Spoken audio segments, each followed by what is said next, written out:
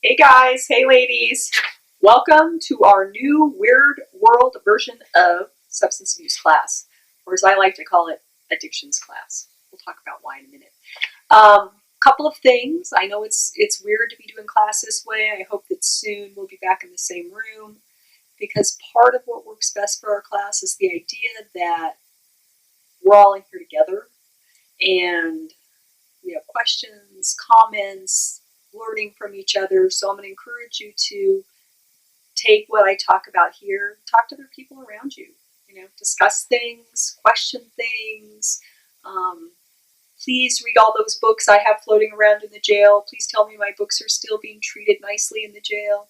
So I'm glad to be with you, even though it's in this weird format, which I really don't like at all. But hey, we all have to adapt. So, and I will talk as if you're in front of me, although I have some notes because I need a little bit of focus. First of all, though, I haven't forgotten everyone's favorite part. We're going to start with 5 deep breaths. Remember, breathing is a time to get us mainly in this mindful state where just for these 5 deep breaths, you're not going to be thinking about past stuff. You're not going to be projecting into future stuff. You're just going to be right here, right now, which is one of the things that really gets lost in the whole distraction of addiction. So, plus it helps heal your mind, helps heal your body, and certainly helps keep your lungs in good shape, and we all need those right now. So, remember, the trick to these are slow breaths, and get nice and deep breaths where you fill up all that lung tissue. The good news is, since I don't have to keep an eye on you, I can actually close my eyes with you this time. So if you feel foolish closing your eyes, don't worry. I'm being filmed being foolish, okay? So, nice deep breath in.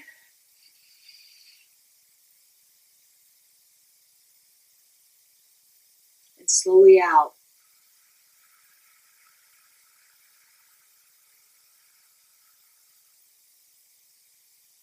And again, you can pause at the bottom as well as the top. And in.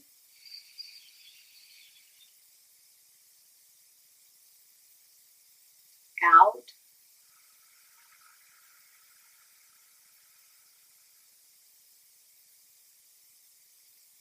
Third breath in.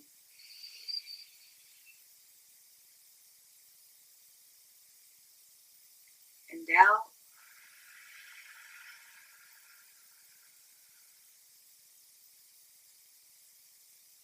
Fourth breath in.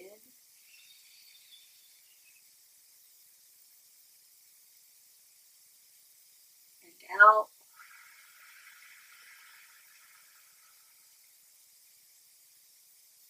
And last one in.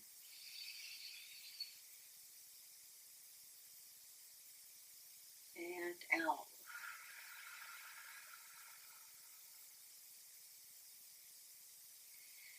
Some of our topics, as we get going with this, some of our topics are going to repeat over time, but we'll look at them in a lot of different ways. Sometimes we'll have new things. We're still going to kind of follow our outline from when we have a live class, but they're just going to be really small segments because I know it's hard to just sit and watch a talking face for that long a time.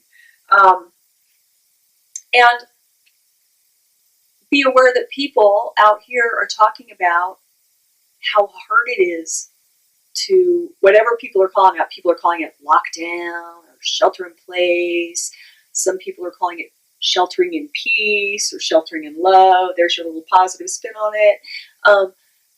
But really, it's this time of kind of bringing that normal routine to a halt. And for a lot of people, that's been really difficult. I hate to say it, but my old job security shirt, I have a feeling my job security shirt with the addiction thing might be a little strengthened by all of this, because people really are trying to, in lots of ways, distract themselves from being with themselves at this point. So as weird as it sounds, you actually could be the leaders right now, right? You could be the ones like, hey, we got this whole lockdown, shelter in place, be with yourself thing, no cell phones to distract us, no Netflix to distract us. We have that whole thing down. So that's the good news, that maybe you can use this time for that too. It can be a way of reconnecting. Because remember, when we talk about addiction in here, and like I said, I would prefer it to be called an addiction class rather than a substance abuse class, because substances, while they're the thing we think of most, because they certainly affect your brain and your body most directly, the thing is, addictions have things in common, and addictions can be substances, but they can also be behaviors. You can have behavioral addictions. So these are the things, anything that you can use to distract yourself from what's real, from what's true, from what's right here, right now, can be an addiction. So that's why, if you learn the skills to deal with any kind of addiction, like substance abuse, it will then help you deal with all the other addictions. But know that because of that addictive kind of process, that putting the limits on one addiction, kind of getting one addiction off the radar, sometimes means you open yourself up to new addictions unless you change what you're doing behind that. So, for instance, one of my favorite things is people. It used to be, when I was dealing with people in the '90s, what was the big addictive substance? The big addictive stimulant in Denver was much more cocaine, and then a lot of people were like, "Hey, I used to be a cocaine addict, not anymore." Well, how'd you get through it? Oh, I switched to meth. So you might switch from one thing to the other. Some people are like, I gave up the substances, but now I'm addicted to money or the lifestyle or whatever the deal is. So remember, addiction is the process of moving away from yourself, moving away from the right here, the right now, and into kind of distracting yourself, running around and trying to distract yourself from your life. So if that's true, then what is genuine recovery? What is genuine healing? Genuine healing and recovery is getting back to recovery, or getting back to reality. Recovery, reality, good words. Getting back to reality. Getting back to what is real right here, right now. Getting back to yourself. And not your false self. Not all those things you tell yourself, not all those things you use. So instead of trying to find new distractions, it's about creating a life you don't need to be distracted from. And that's a tall order. So it's not to say that we're not going to encourage any distractions at any points, because there are times, like when you're stuck in the middle of a craving cycle, where a distraction may be a good thing. And right now, since we're in this time of COVID-19 and all of these measures to try to kind of quell this pandemic, one of the things that people often get stuck in is worry. They start spinning on worry. Remember, it's that hamster in the wheel, or that, that monkey mind, as the Buddhists call it, but it's that hamster in the wheel, like, I'm spinning, what about? And that can become an addictive thinking pattern too. So there might be times if you start to get stuck in that thinking pattern that we will encourage you to have a distraction, something at the time that will get you away from that long enough to break its grip a little. Then you can bring it back to mindfulness, staying in the present. What can I do right here, right now? How do I change those thoughts in a way that are going to help me, not just right now, but in the long run? So, and when you are tempted to distract excessively, okay, so like we said, a little distraction now may be useful here and there, but when it's just well, what can I do next? What can I do next? How do I, distract myself? First thing, pause. Pause and sit with what's going on right now. And that's probably, and I know from being in the room with how everyone gets jittery when we do the 5 deep breaths, and people act like 5 deep breaths are going to kill them. And I still have yet to have anyone die from breathing, but right now especially could really die from not breathing. But here's that thing. If instead of feeling all jittery about that, say, okay, you know what? I'm not in my comfort zone, but I can try it anyways. So when you feel that need, take 5 deep breaths.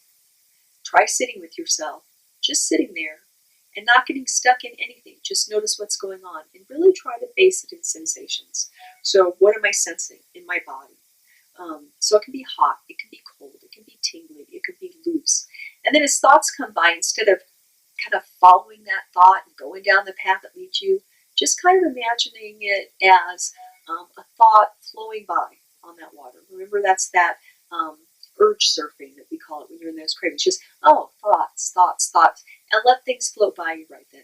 So really, this is a great time while we're all in this weird stage of sheltering wherever we are, at home, in jail. Yes, I have more comfy furniture. But wherever we're sheltering, to actually have that thing where we can take a breath, take a pause, and know that you can handle whatever comes up. Because that's often part of it. You're also running from the feelings, running from, the consequences of past behaviors, running from past traumas, running from things that you project are going to happen in the future. So it's that running, and sometimes it's like the first thing is sit with it. That Hawaiian saying. Americans say, "Don't just sit there, do something." And one of the Hawaiian slogans is, "Don't just do something, sit there." Sometimes we have to do things. Sometimes we have to sit there. And part of why we do this, so we're going to talk, so today, I'm trying to look at my time here. Oops, my little clock went off. Let me try to open that up so I can see how much time I have left. Today we're going to start by talking a little bit about the brain. We're not going to talk really in depth about it. We'll get to more brain things as we go on. But I want to do some basics on the brain to get you back in the mode of thinking, how do I make changes? Because while at your core, at your center, and we'll talk about that too, at your center, you have that part of you that is solid. So many walls and barriers and false identifications and all kinds of fake stuff have been built up around your true self that you often don't even know how to get there. And then your mind gets involved and you start telling yourself lies, you start telling yourself half-truths, you start telling other people half-truths, and pretty soon you're caught up in that whole addictive process. So we're going to talk about how to use that for you, use that brain for you, and those kinds of things to make actual changes. Because we want you to become proactive instead of reactive. Proactive means I'm moving towards something. I'm moving toward what I want, not just I'm always reacting to everything that's going on around me. It's very hard for me not to walk around during this, so thanks for allowing me to look at my notes, and I'll just have to make lots of facial expressions. Don't worry, someday you can make a video back at me and make weird faces too. So we're going to start today by talking real briefly about the brain. Like I said, we'll go into it more in a bit, but remember your brain has a brain stem. This is the part that's about survival. On top of that brain stem is a midbrain. Remember, reptiles have brain stems. They're all about survival. Midbrain, emotions get involved. There's this limbic system in the midbrain that kind of connects with everything. That's your emotional seat in your brain, including, that fear response and all that. On the top, we have that cortex. Part of that's your primate brain. That involves higher order thinking, all those kinds of things. And then this part right here, I hope some of you have been around long enough to remember what this is called. This is your prefrontal cortex, or as we like to call it, your PFC, not your KFC. Your prefrontal cortex is part right behind your forehead. That's the part that is uniquely human. And that's the part that lets your executive functions go. And what are executive functions? Well, executive functions are things like impulse control, future planning, delayed gratification, the ability to look at cause and effect, the ability to have moral reasoning, and that really important thing called emotional regulation. Because the emotions are in that limbic system, that midbrain, and they also influence your survival system, right? And so when those emotions get stirred up, if you don't have a good regulatory capacity, this prefrontal cortex, hard for me to say, prefrontal cortex, if you don't have that, what happens is you get reactive. So something pushes your button and boom, you're off. And something else pushes your button and boom, you're off. And this is often where that V8 moment comes in from those old commercials. And I think it's interesting if they hit their prefrontal cortex, they're like, they're like, I could have had a V8.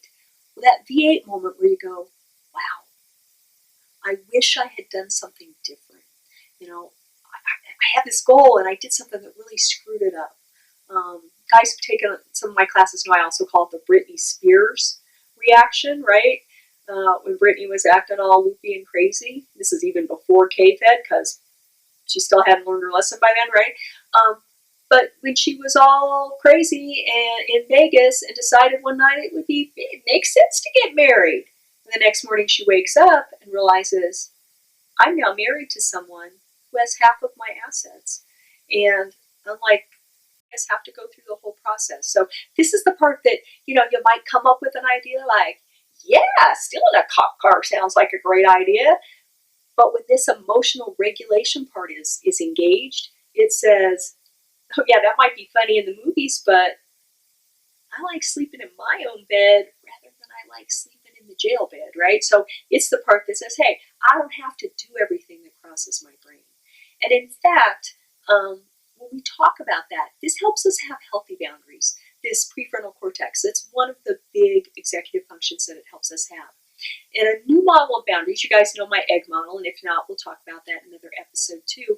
But another model that's recently come back to my attention is one by a guy named Terry Real, and he talks about it like thinking about an orange. And when you have an orange, you have the peel, you have the white part, that kind of helps keep that internal orange part intact.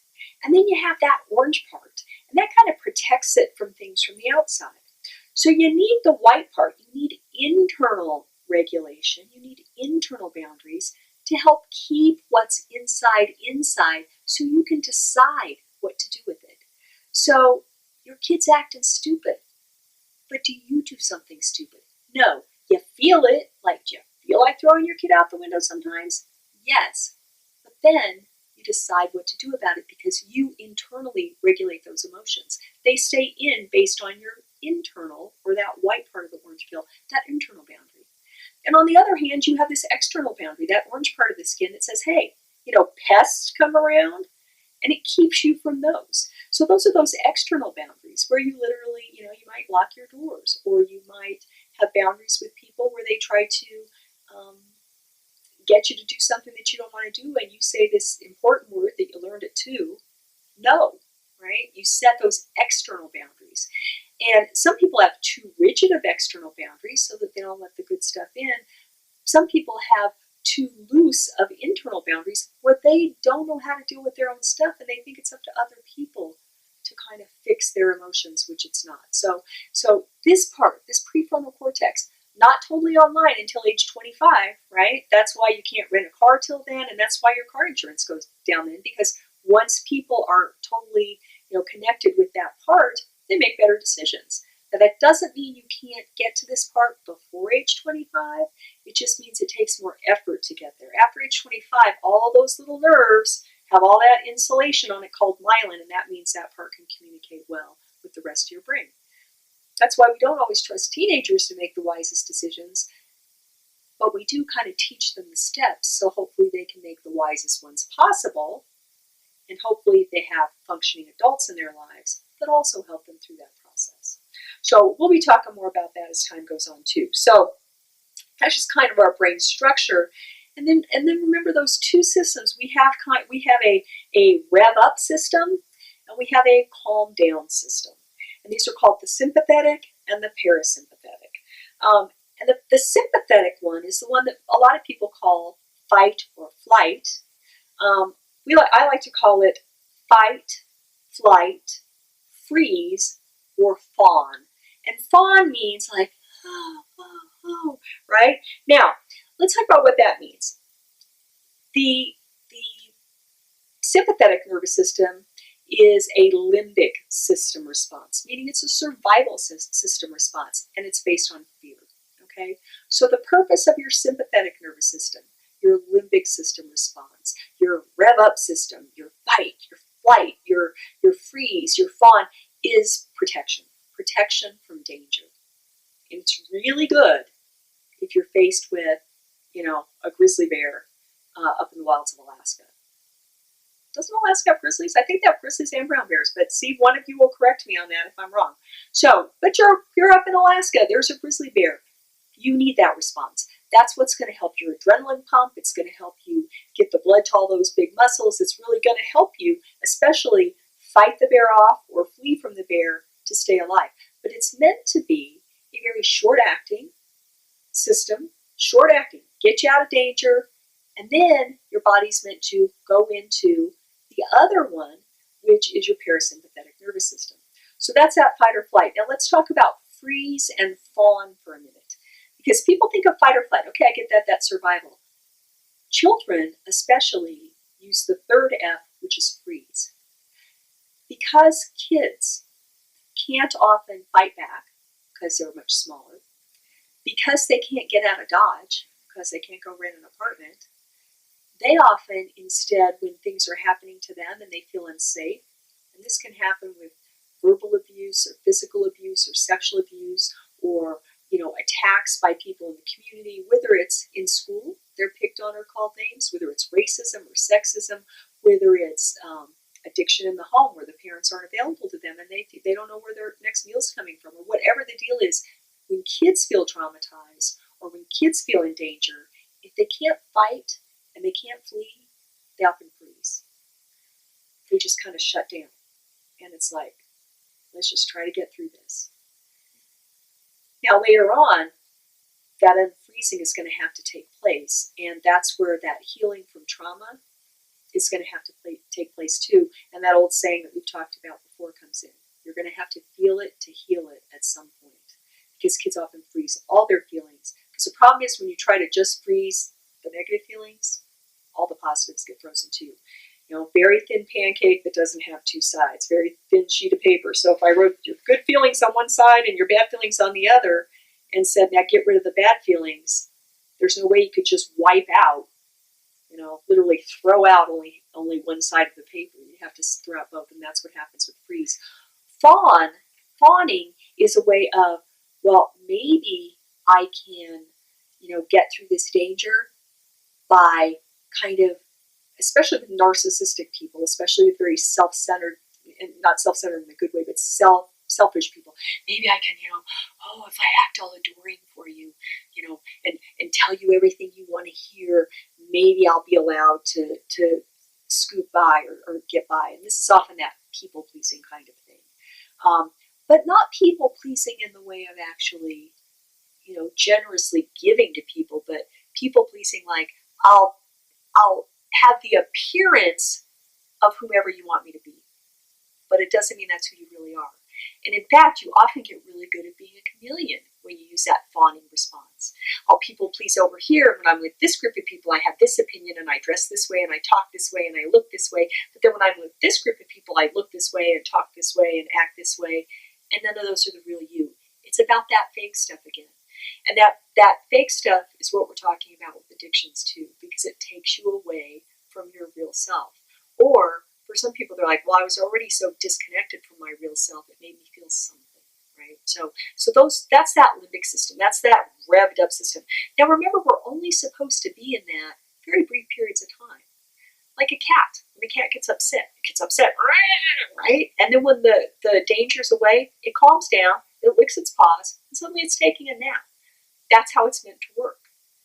The problem is in our modern culture, we treat everything, okay, I'm being extreme. We treat a whole lot of things as imminently, imminent danger to our survival. But most things are not an imminent risk to our survival. Even if you are living your life in a jail right now, which some of you are, right? People go like, well, there is the possibility that I could be killed in here. True. But that is not a real, clear, and present danger. Why not? Because while there's the possibility that could happen, it's highly unlikely. Because how many days have you lived there already and you're fine? It's kind of like when people say, well, I have to have road rage because that jerk cut me off and I could die in a car accident and that guy could have killed me. And the reality is like, absolutely, that's a possibility, but not a probability. How many times have you driven your car? A lot of times. How many times have you survived? You're still here to tell about it. So that it's really meant for imminent risk of life or death situations. It's not meant for the everyday stresses. So what we're doing with all this revved up sympathetic nervous system stuff, all this fight, flight, freeze, or fawn, is I'm overreacting to stuff from the outside. I'm overreacting to my buttons getting pushed. And that creates stress.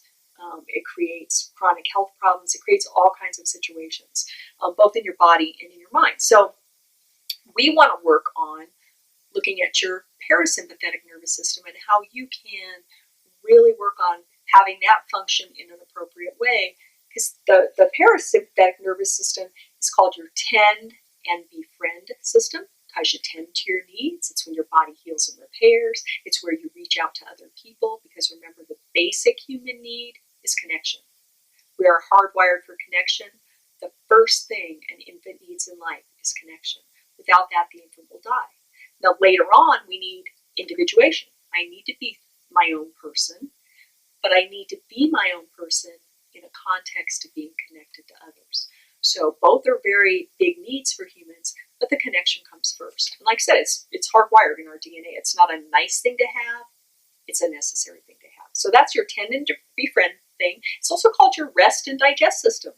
This is where your body gets to rest. It gets to digest its food. It gets to make new cells. It gets to do all those things.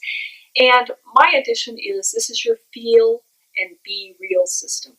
When you're in parasympathetic, when you're not all reactive, when you're not, running with that hamster around that wheel, that's when you can actually feel and be real.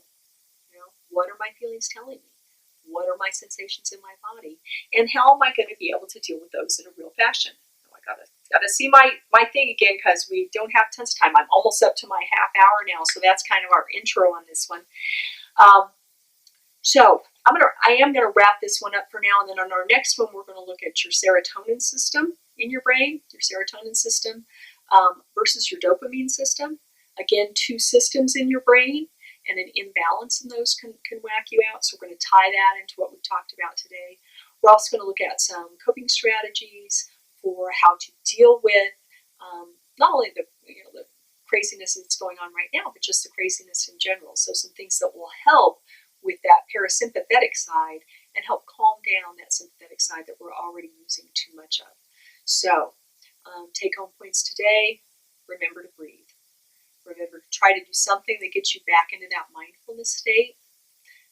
Do it several times a day. 5 breaths, how long will that take you, right? Not very long. So try to do those things. Remember that addiction is that journey away from yourself, and that recovery is you are recovering who you really are, that you are getting back to reality the way it is, not just the way you wish it were. So it's really getting back to who you really are, so that you can powerfully make moves where you want to go in a proactive way rather than just always being reactive. So that puts us really close to our half-hour time limit on these videos. We're going to keep them short, again, because in our class we have a lot more interaction, and you would be sharing your stories. So again, if you get any chance to talk with others in your pod, please do that. I know that it might be, several feet apart at this point in time and all that kind of stuff. If you can write anything down in a way that would be safe to do so, do that.